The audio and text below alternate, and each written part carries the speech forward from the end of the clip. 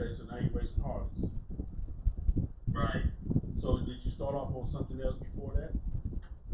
I think in the '90s, I think it was just like everybody else. We all kind of started off on the sport bikes and just enjoying the speed and different things like that. Then we just graduated up a little bit. Okay, okay. Um, Listen, man, I remember from when you first started to now. What has that been like? Well, it's been a long road, a lot of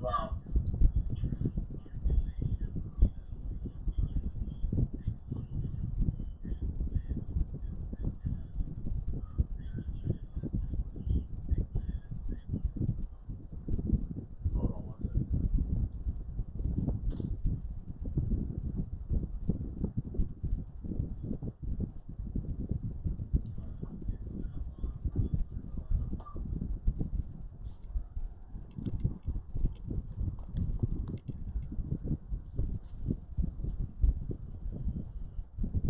Hold on, y'all. Hold on, y'all.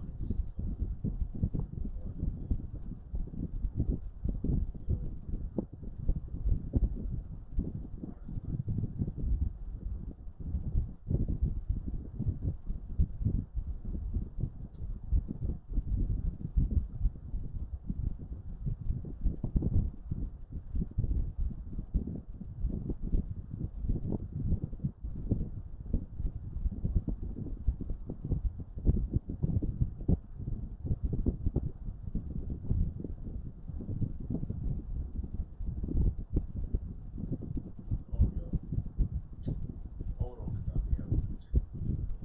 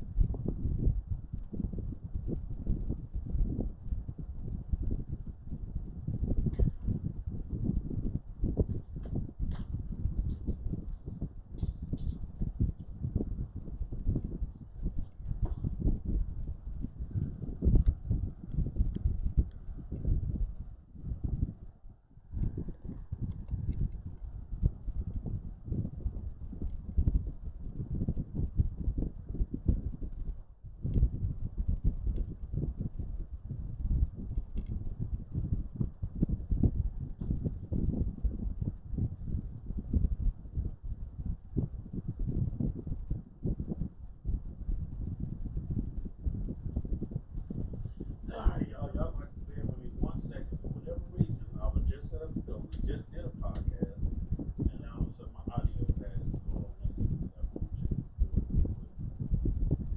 Okay, that's good right there. That's good right there.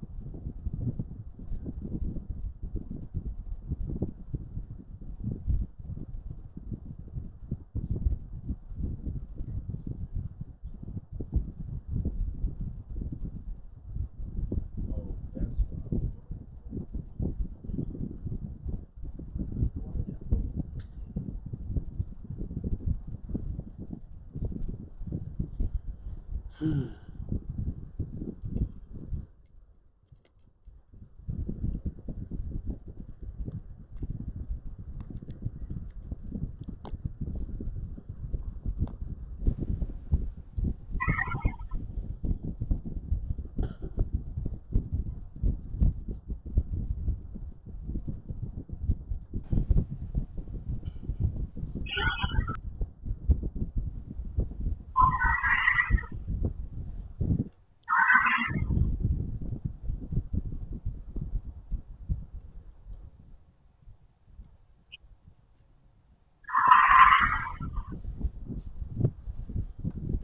All right.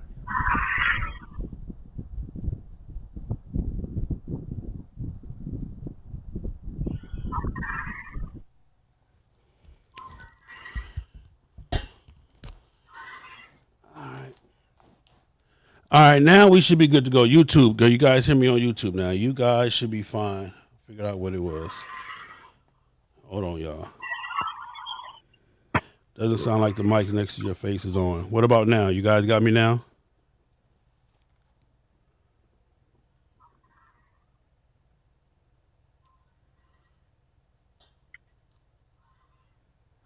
fact, I can tell you right now if they got it. All right, now we should be good. Yeah, that's it right there. You guys hear me on YouTube now. You guys should be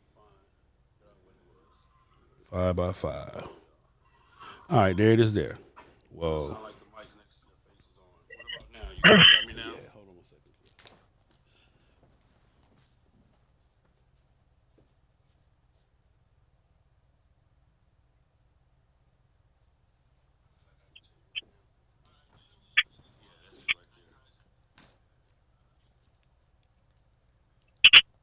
Okay, I just learned something right now. All right, so I'm back on with my man KADAFE. You guys, thank you for being patient. Y'all know how this thing is. I'm working all of this stuff out. I was just asking him earlier, where is he from and what got him in the race? And then he mentioned earlier that he's from Pittsburgh, PA, and he got in the race, started off on street bike, and then he got in the bagger. All right, so KADAFE, thank you for being patient. Sorry about the interruption. My next question for you is this: at what point did you realize bagger racing was going to be what it was or what it is today? Well, I always knew it was going to be big because basically that's what everybody rides on the motorcycle sets. You know, we went from what, like dressing up, paint jobs, big wheels, small wheels, to now I believe the next big thing is what everybody's doing is mods. You know, like bigger motors, and of course the West Coasters probably like 5 years ahead of everybody else. But I believe like the new thing is suspension work with baggers, mods, motor work, carbon wheels. I believe everybody's into the performance aspect of it now. Yeah, and you starting off early in the game. What was the first motor you built? What was the first motor besides stock that you built? And how big was it? The first big motor I built was probably in 2000, and I'll say it was probably like 2006. And there was a company called Jim's. They're still around, and they had like a Jim's 120. Okay. And back then, that was the big thing. So I think I bought that, and it was probably only making like 110 horsepower. It wasn't even making the cubes. But back then, I guess that was the big thing, and we started racing from there. Okay. So you start off with 120 gems, and we're going to get into where you are now. We'll give it a second. But what is it that attracts you to the bagger racing? With the bagger, what I like about the bagger racing is it's cool because it's like how much time and work and effort you can put in to make your bike go fast. Like anybody, we can all go out and get like a Hayabusa or a ZX14 and jump on the bike and run 9-10 seconds, and you know, the bikes are made to do that. You know, it's almost like how these guys are racing those big donk cars, the old Chevys and stuff. It's just something about it that intrigues everybody. And when we have our races, we have better turnouts from spectators than even the professionals like an AMRA and AHDRA, because people just like to see the everyday bike going down the track fast. Well, speaking of the everyday bike, one of the biggest gripes that you get and one of the biggest complaints that I hear is that, well, he really doesn't have a bagger. He really doesn't have a bagger. That bike is not a bagger. What is your comeback to that? Well, they don't really say that anymore because basically what I was doing 3 years ago, everybody's doing it now as far as air shifter, maybe a swing arm, maybe just any little things, a full exhaust, a racing exhaust. Back when I was doing that, nobody could understand it. Like, man, what's he doing? But I told everybody, when you go with a true bagger racing is if you start off with a true Harley-Davidson FLH frame and you have the bags on it and you have the Harley FL front end, that puts you in the bagger racing. Now, whatever other mods you can do besides that, those are improvements. And people really couldn't grasp that. But now it's just like an everyday thing. Now what they say is, well, his bike isn't really that streetable. Okay, well, I can take that. You know, I mean, if I want to, I can ride my bike on the street. But why would I want to put all the wear and tear on such expensive motors and parts when they're made for racing? Because that is another form of it as well. But we'll get back more into that while I got you. So my other thing is this: at what point did you decide to say, "Hey, okay, I'm done with just being a regular street racer, a regular street bagger racer. I want to be or have one of the fastest baggers in the world." At what point did that transition for you? Truthfully, I mean, I was even street racing up till like last year. But I have two different baggers that I run. One is called King Kong, and one is called Baby Kong. King Kong, I really don't. That's strictly a grudge bike. That's a true FL frame bagger, FL front end. It has a huge 160-inch motor in it. It has a big motor in it. Now that bike's been mid 8 seconds, 870s, 860s in a quarter mile, about 160 mile an hour. There's only a few people that I've raced on. I probably had about maybe 15, 16 decent races on that bike. So what made me really just get off of the street was that bike, because that bike is just so powerful it overpowers the street. Yeah. So that's one of the other things that why I stopped really racing on the street. But I'm saying what was the turning point to make you say? Well, first let me ask you this first, so we can jump ahead. Do you consider yourself to have the fastest bagger in the world? I consider myself to have the fastest outlaw bagger, and I consider myself to have the fastest street bagger in the world. Two different bikes. Two different bikes, but you do consider yourself to be that, because when I say that, they be like, "That ain't true. That ain't true." Well, one thing I'll tell you about this gentleman here is that he has raced everybody, fair and unfair. He's given every advantage that people have asked for: 8 in the go, 4 in the go, 2 trees and a light with a left kick.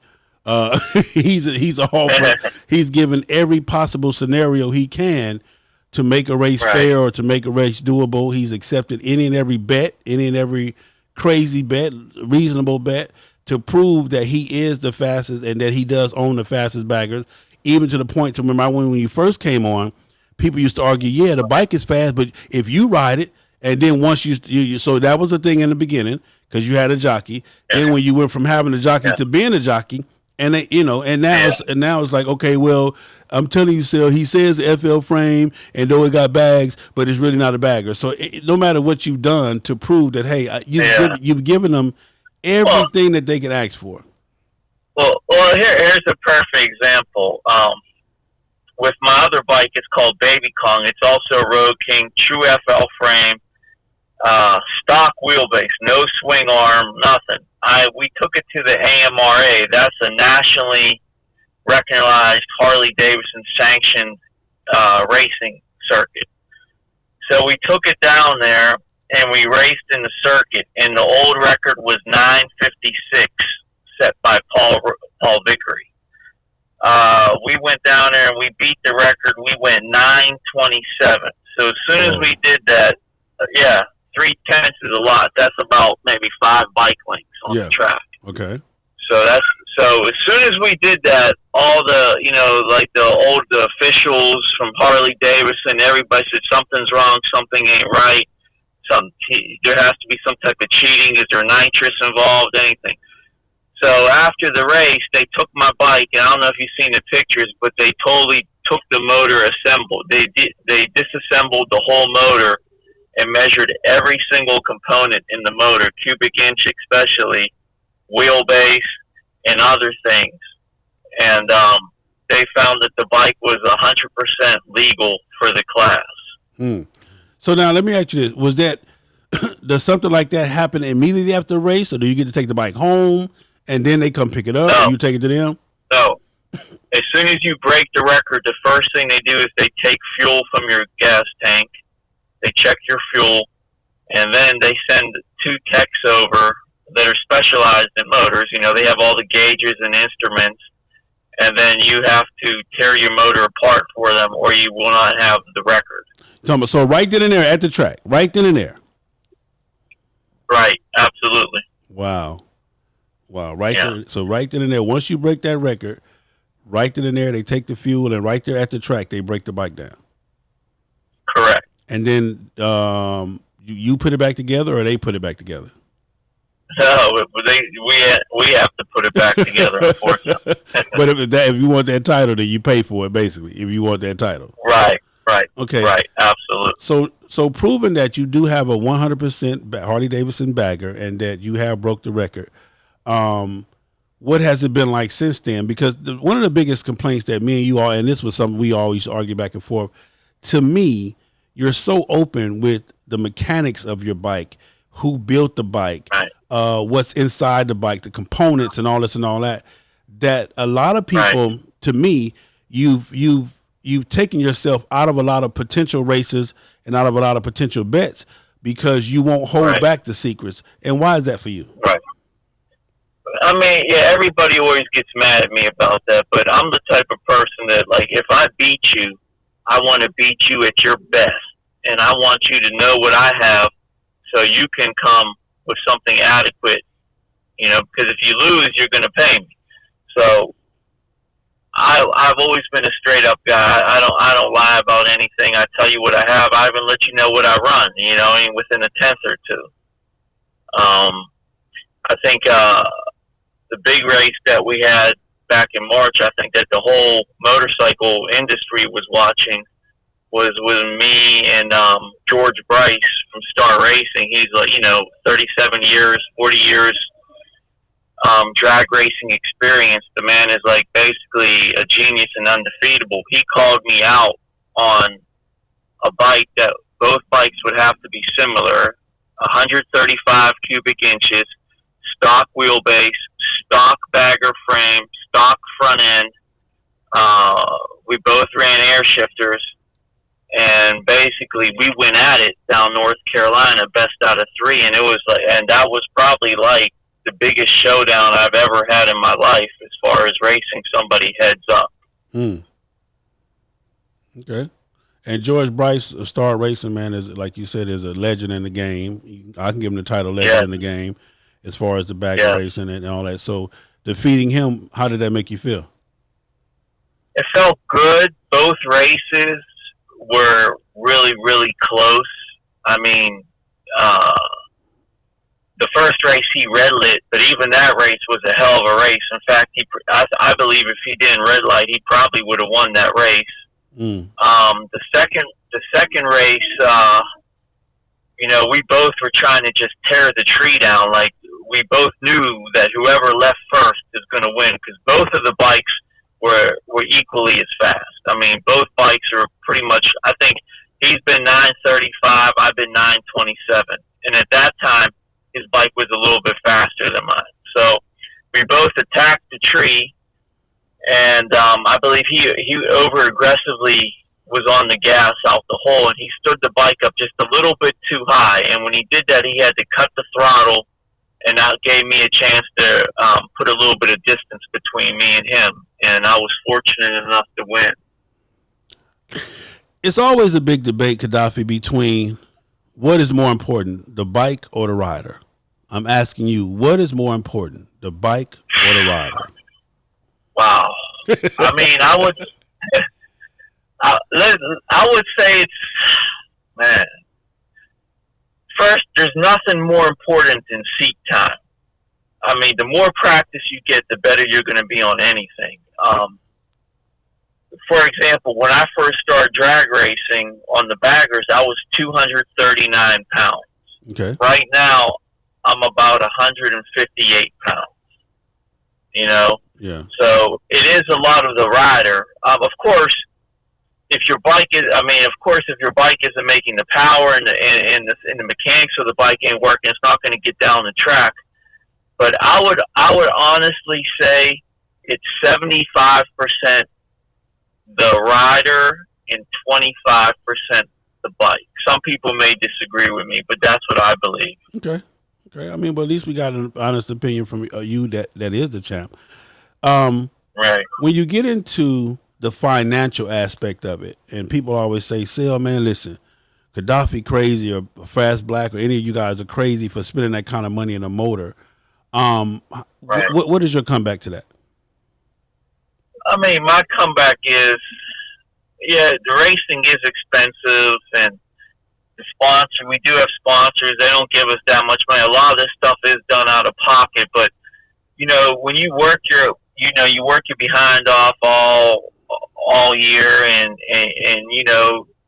you enjoy riding and you enjoy racing, and you get the satisfaction of racing your bike, testing your bike, tuning your bike, and winning.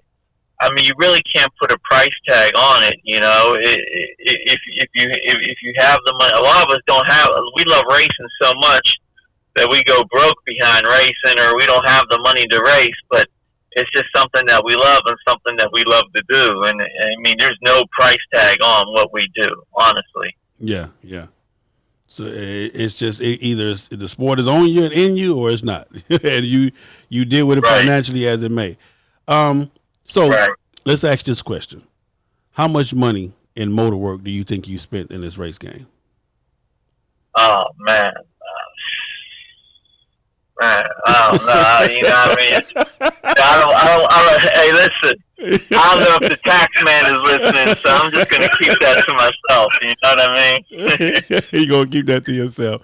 I'm telling you right now. Yeah. I'm okay, but Mr. Taxman, I'm just saying. I'm guesstimating that these cats have spent upper and $40,000 in just motor work to to effectively have the bikes that they have.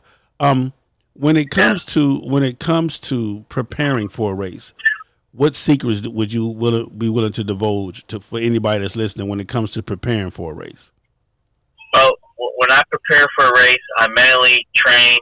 I physically train. I watch what I eat. I have a little practice tree at home that's basically like it's the lights that turn on when you go. I practice that at home for the tree reaction. I try to study my opponent. For example, when me and George Bryce raced, I probably watched him race.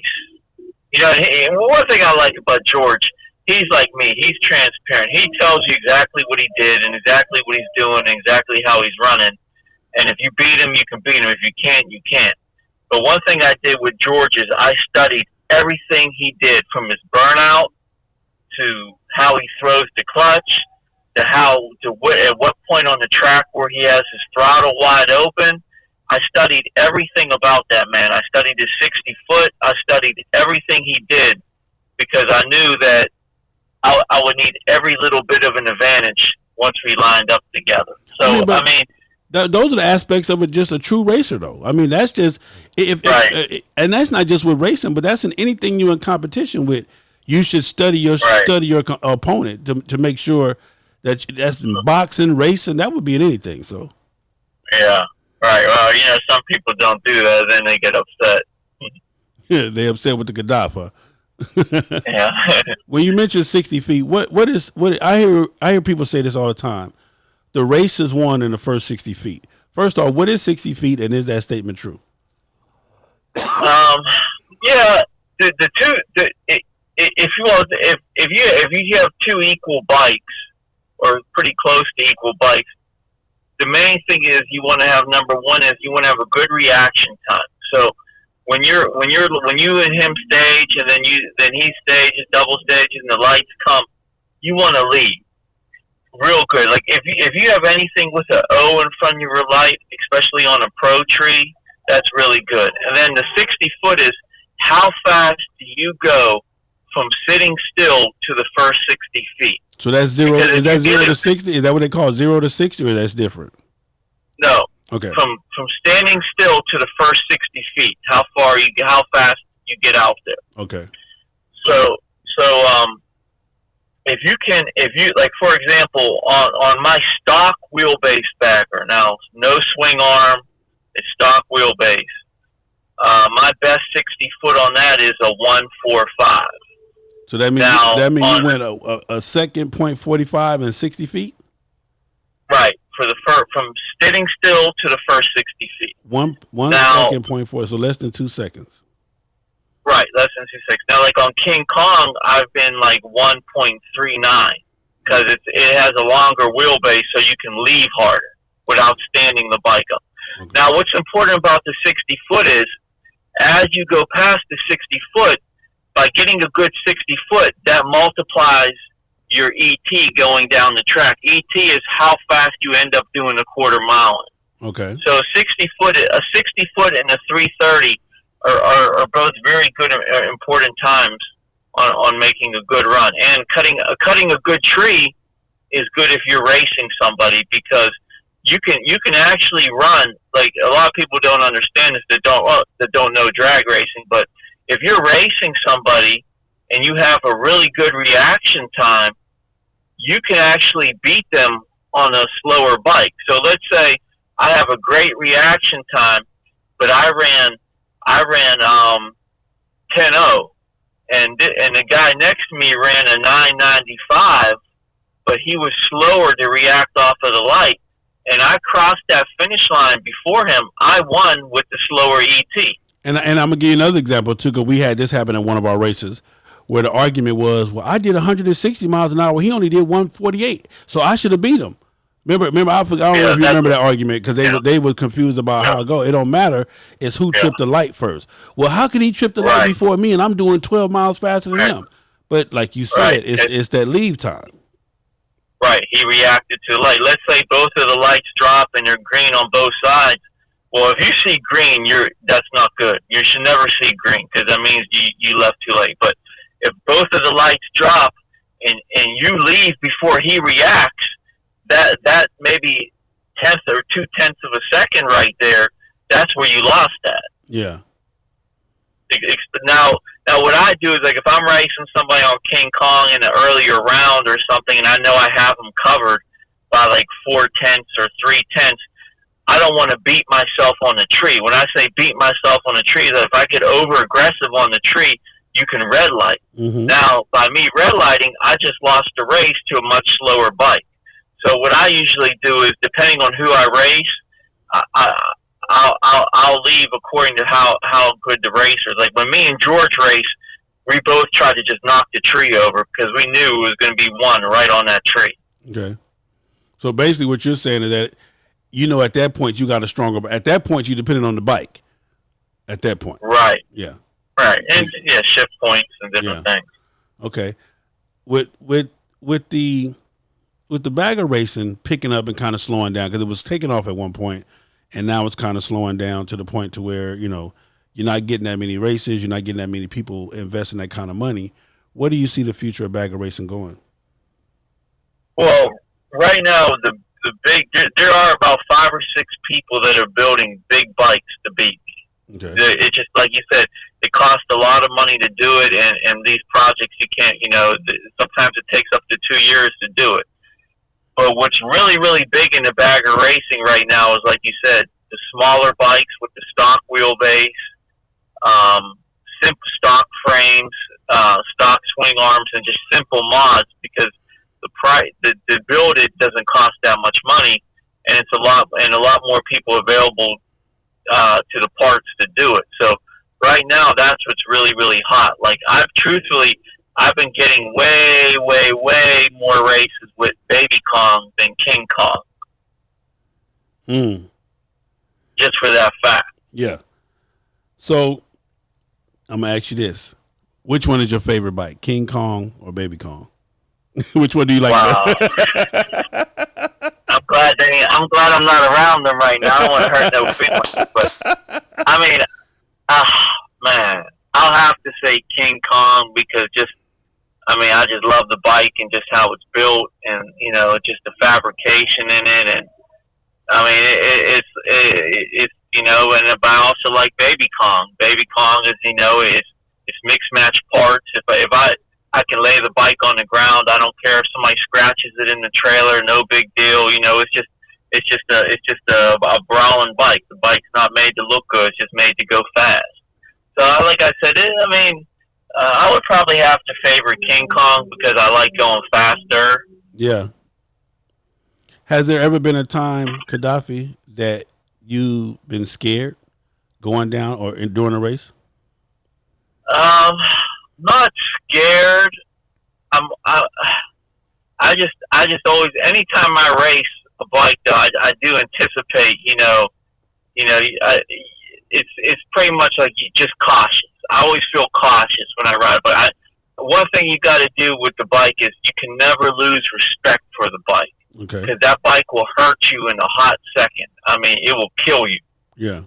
So I think the main thing is always respecting the bike and don't try to ride beyond your capabilities.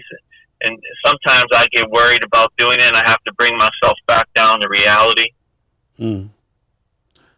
How fast do you think King Kong can go? If you had to open just a straightaway open 3-4 mile, or I don't know, whatever. How many?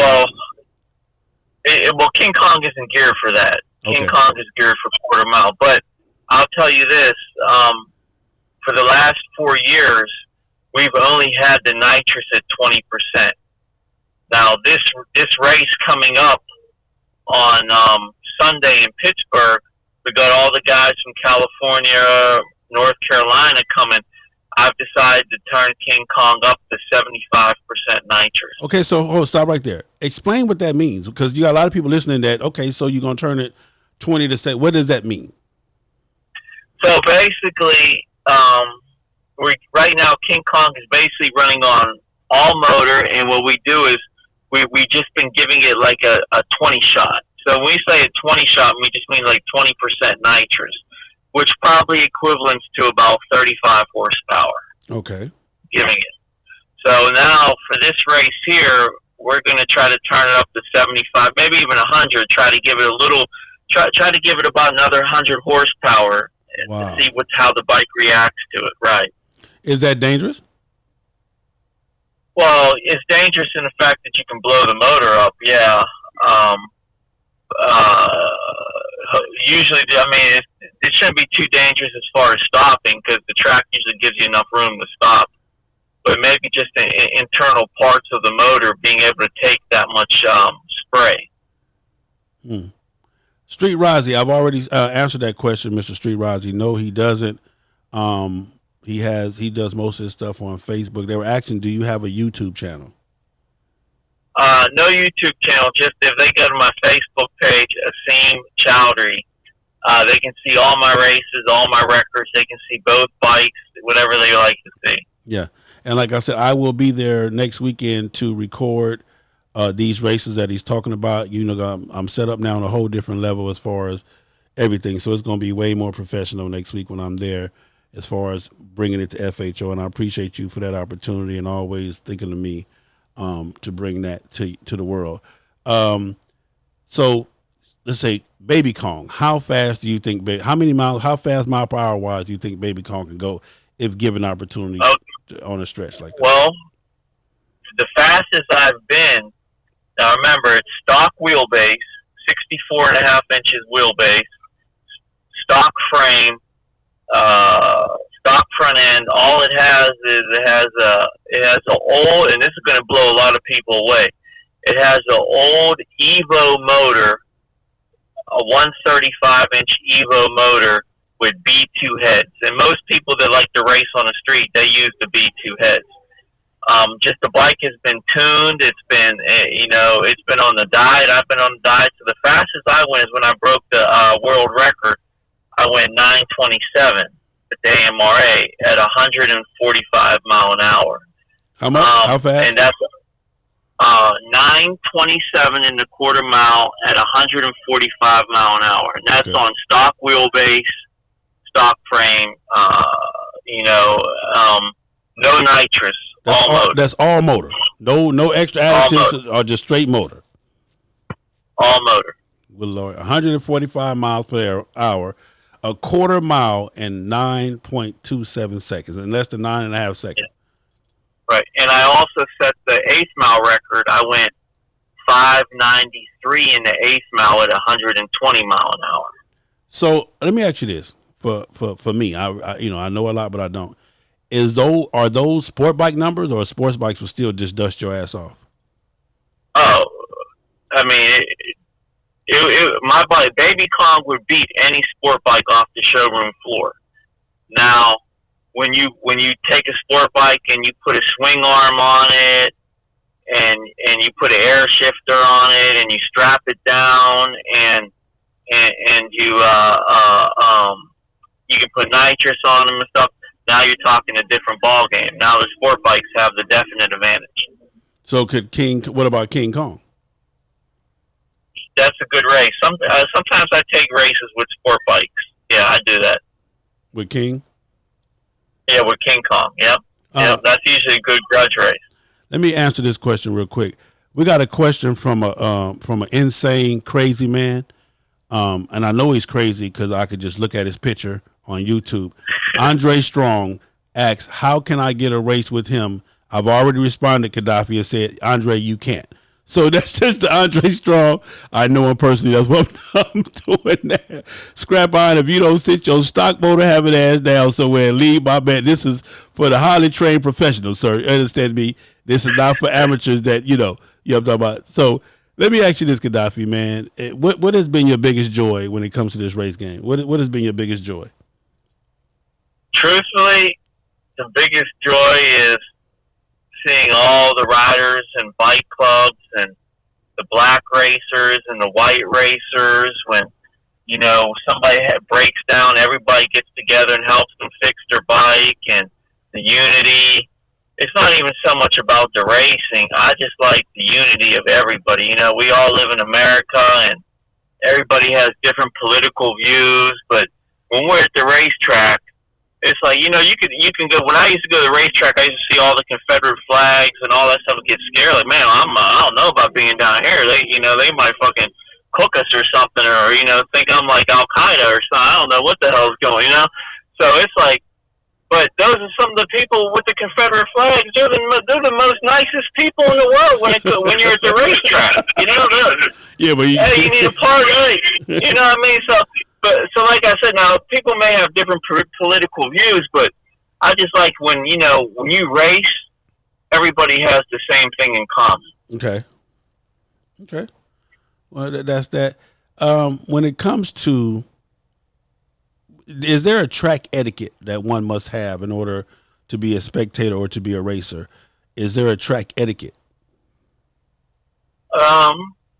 Yeah, just basically when you get to the track, especially the Harley guys, man, we're all like real friendly. You know what I mean? When you do your burnout, the other guy does their burnout. When you stage, they can stage. You don't double stage somebody.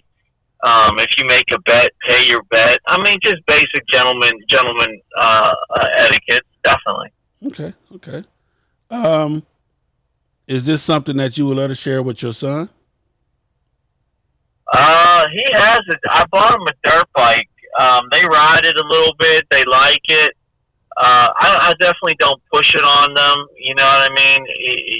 However they feel, they like to come to the track. They like to watch. The younger one likes it a lot more than the older one. But I would like definitely support it. But I don't encourage. I let my kids pick and choose what they like to do. Okay. Street Rozzy asks, how would your bike do at a circuit track? Circuit track. Does that mean like a sanctioned event? Is he talking about? I don't know if he's talking about a circular track or if he's talking about a road race track. It's not our bikes are basically set up for quarter mile racing. That's like straight racing. There are some people that take the baggers and they change those suspensions. Like they'll use the Olin suspensions and stuff, and they start to street race them. That's like going around corners. If that's what he means. Okay. There's some people that do that, but my bikes aren't really set up like that. No. My man Jeff Shows asks KADAFE, what was the transition from street to track racing like? Learning to launch on a track. Track. In other words, from no glue to glue on a track. What was that transition? Right. Absolutely. That was the hardest transition. Well, for example, like when we race on the street, okay, and anybody that ever raced on the street, we expect the tire to spin a little bit off the line, and then we get moving, and then we get going. So you need that little bit of spin to go. Okay. So when you get to the track, and you have that same mentality, that isn't the way it works out because the track is sticky. So when you throw that clutch, and you think you're going to get that little bit of spin. No, you bring that bike up 6 o'clock like you're going to flip it over, and you slam it to the ground. I mean, that was one of the hardest transitions that I've had is knowing how to race on street from the difference of racing on the track. Okay. So that was a hard transition. Right, yeah. Right. Do you consider yourself KADAFE? Do you consider Team KADAFE a team that'll be around for a while to be reckoned with? I like to race for a long time. You know, I was actually, it may not be always bagger racing. You know, we were talking about maybe doing Top Fuel Harley or probably Pro Fuel Harley first, and then going into Top Fuel Harley. You know, that's something that we wanted. That's a dream of mine, but it's very, very expensive. And then to have people around you that know that have the know-how is pretty hard too. Should a person that's considering this have a real relationship with their builder? I know you and Greg have a real relationship. Is GMS, is that still your number one builder? Yeah, absolutely. I wouldn't go. I mean, I'm just fortunate enough to live close, about an hour and a half away from him, but we have a good relationship. He knows how I like to ride, and he knows how we need to build. And, you know, sometimes we may have arguments about gearing, or not even arguments, just discussions and maybe about different things. But the man's been doing it, you know, since he was 17. So it's pretty much like when he talks, I pretty much listen, because, I mean, everything he says may not sound right at the time, but when the success comes, it comes because of those reasons. And he's also a world-class holder as well, isn't he? A world-class record holder? Right. Yeah, and Hot Streak. All right, well, we're going to take pay the bills, y'all, and we'll be right back. We're going to take some questions, man. 424-242-2355. If you have any questions for KADAFE, we got them. Let's use them. I mean, this is a very rare opportunity, and I appreciate him for giving us our time. So we'll be right back after these questions, after these commercials.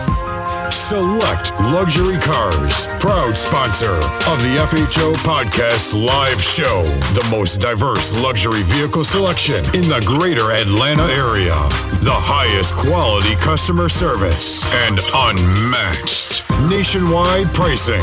Contact Mike Goodall at 678-855-2292 to schedule your appointment today. Select Luxury Cars, trusted family dealer since 1994. Eco One, the superior eco-friendly motorcycle and auto detailing spray. Eco One super wetting and low foaming polymer technology cleans by flowing underneath the dirt particles and lift them away from the surface. All you need to do is spray, wipe, and watch the amazing shine appear. All of this is done with very little time and effort, but the results look like you spent all day waxing your vehicle.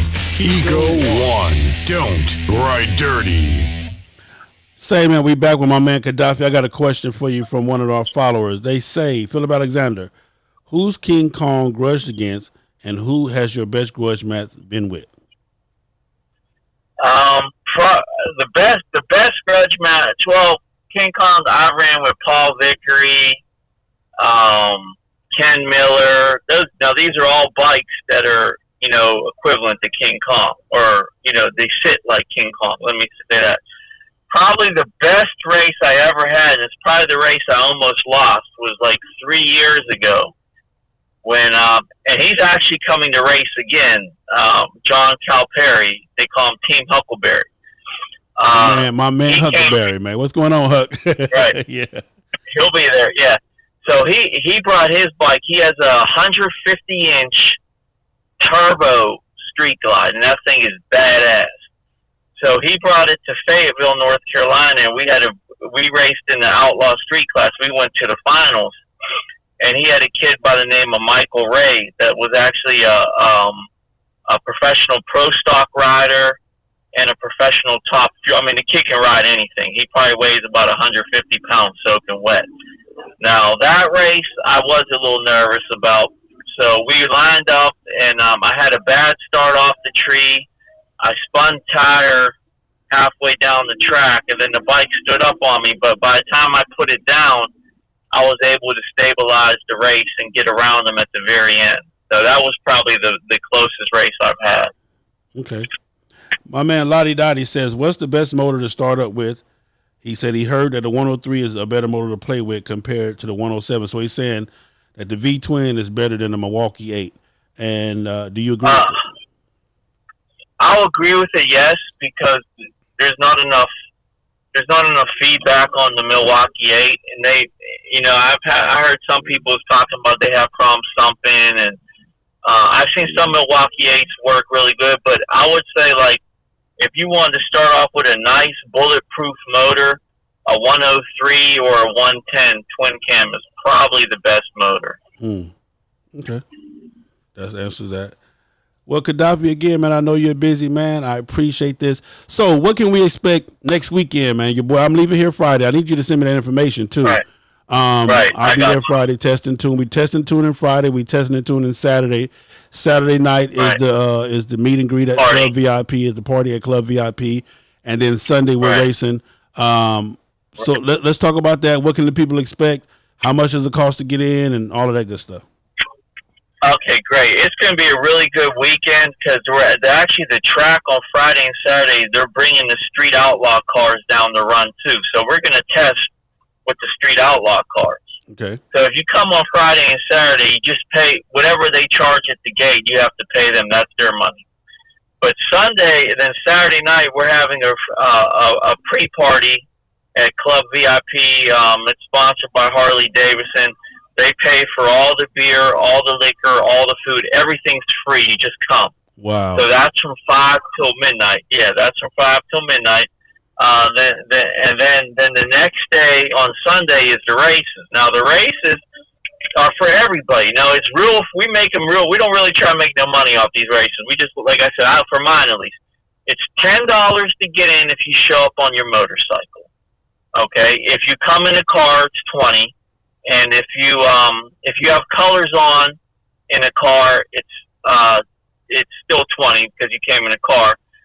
I'm gonna say, hey, they don't get no break if they got colors. First off, they're supposed to have colors on in the car. But anyway, go ahead. Yeah, I know how you feel about that stuff.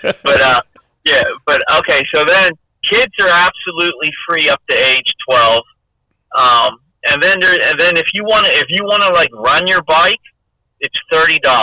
And now we're gonna have 4 classes that we're running. So you don't have to be fast to win some of these classes. We got one class which is called True Street, and that's basically like stock motors running, foot shifting, all that stuff. Then there's Street, which you can go up to like a 131 foot shifting.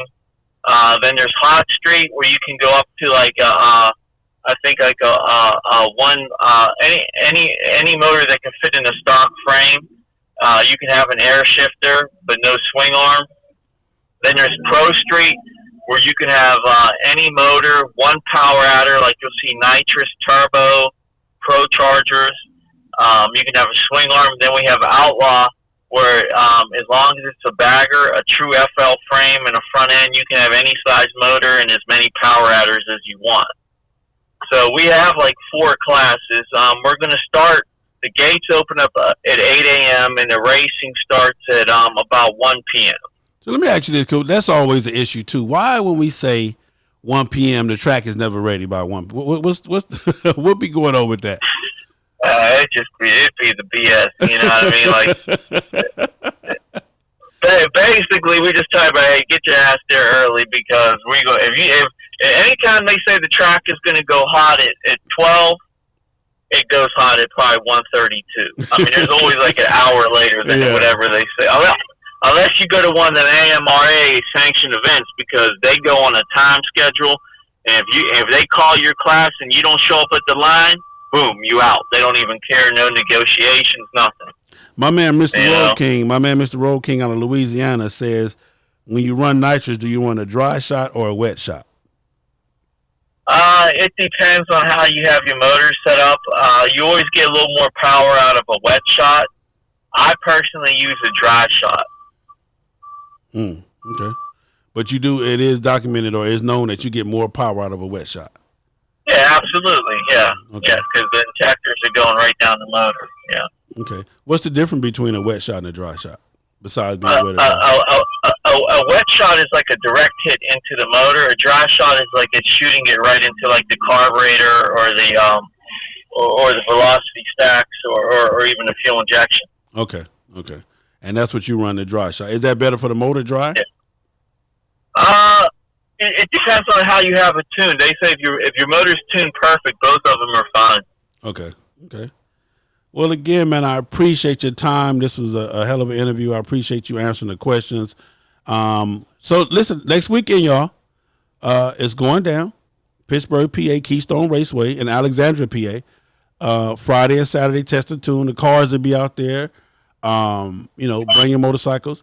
Who knows? You might even get a fade with old FHO History in Motion. I might knock somebody off. Scrap, matter of fact, Scrap, you would be the perfect candidate, Scrap. You would be the perfect candidate, Andre Strong. You understand what I'm saying? You would be the perfect candidate. You know what I'm saying? So, and anybody can race. Like he said, if you got a stock wheelbase bike, you can get in there and race and win. What do you got? $1,000 in each category, correct? Yep, giving away $1,000 for each one. Yeah, that's hot right there. Anybody watching this or anybody listening to this, because if you're watching this, what would you tell them, man, if they wanted to get into racing? What should they know right off the rip? Before they get in a road, they should know is first, like, come to the track, talk to people that race, see what type of parts work, what type of parts don't work. Just try to soak up as much knowledge as you can before you start spending your money. There it is there. Again, brother, we appreciate you. We thank you for your time. Don't forget next weekend, a big sale. I'll be leaving Atlanta. Anybody wants to take the journey with me Friday, headed to PA, to get down there and get everything set up. I will be bringing you the races for those that can't be there. We will be filming and broadcasting live from the races during the race. Is there anybody, KADAFE, that you think is going to be a shocker this weekend or that weekend? Oh, yeah. I think Team Huckleberry, they're not coming all the way from California just to participate. They're coming to win. I think they're coming to call me out. You got Frank from Michigan. He got a bike that's built just like King Kong. Me and him have a $2,000 grudge race lined up. Okay. You got Michael Beelan from North Carolina. He's another top fuel racer. He's coming to race. You got Jason Broski from Michigan. He's a fat mouther, but he comes to race. We got some serious heavy. We got Jeremy Wilson with a turbo bike. He hands down, he's one of the fastest guys out. So we're gonna have. You're gonna see some fast, but you're gonna see a lot of 9-second bikes there all day long. Yeah. See, a lot of people, 9 seconds sounds like it is fast or not fast, but we're talking about in a quarter of a mile, 9 seconds. Right. You just got a question real quick. What is an air shifter? Air shifter is, what it does is, like, when you're racing, I'll just make it as simple as possible. So, air shifter changes your gears for you. So what you do is you wire it up to the handlebars. So most people wire it up to their left turn signal. And when you're going down the track, instead of using your feet to pull the gears up, you just hit the button and it automatically shifts the gear for you. There it is there. So it's an electronic shifter, basically. You just, instead of you having to move your foot up or down, you just put your foot on the board, hit the button, and it just shifts. Pat, pat, pat, pat. I just wanted to ask that question. I knew what it was. They asked that question. I just wanted you to explain it. But again, awesome. Thank you. KADAFE, man, my man KADAFE at KADAFE Entertainment, man. Next weekend is going down. Alexandria, PA, Keystone Raceway. I'll be in the building. FHO will be there full swing. My man KADAFE will be there. You heard him say some of the greats are coming. The West Coast will be in the building. North Carolina will be in the building. Michigan, everybody's coming all over the world to catch these races, to be a part of these races, man. And again, KADAFE, we thank you for your knowledge. We thank you for your time.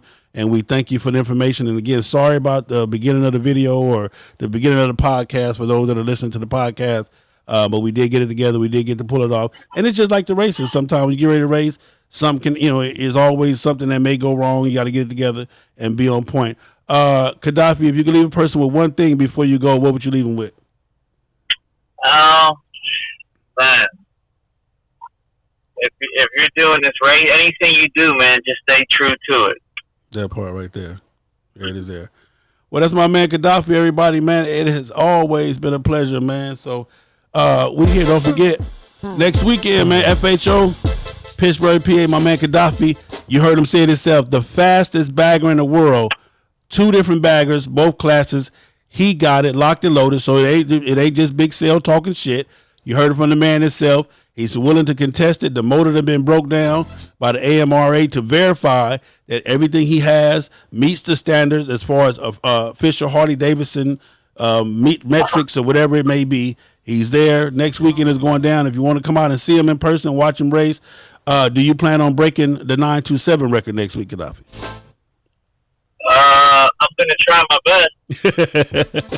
Well, there it is there, man. It's your boy, Big Sal, FHO, HNIC. As always, keep some respect on that throttle. Ride your own ride. Stay in your own lane. Mind your business. As always, in 2017, FHOMA, we're going to love to ride and ride for love, man. See y'all next weekend. Also, stay tuned, man. We got show after show. My girl Monique tonight, Queen Mo, she going to be talking about your boy, man, Golden State Warriors. We're going to be talking about the statement that his wife made. That'll be going down tonight live with Queen Mo. It's Fire Friday, so come back on tonight. Also, I'm waiting on one other guest today that's supposed to hit the studio via in person or via telephone. So when you see that thing go, when you see the FHO Live go, man, make sure you tune in. Also, make sure you subscribe to all the channels, all the platforms. Thank you for those that support the channel. And just tell a friend, man, so we can get out there. KADAFE, I'll see you next week, baby. Okay, Big Sal, thank you. All right. My man KADAFE, y'all. There it is there, man. Listen, man. I keep telling y'all we ain't playing no games over here at FHO, man. It is what it is. Stay tuned, man, for more. Always, FHO, HNIC, man. Mr. Him be everywhere. Your boy, Big Sale, man. Shit, man. You thought we was playing. We on live right now. It's your boy, Big Sal. FHO's HNIC. Mr. Him being everywhere.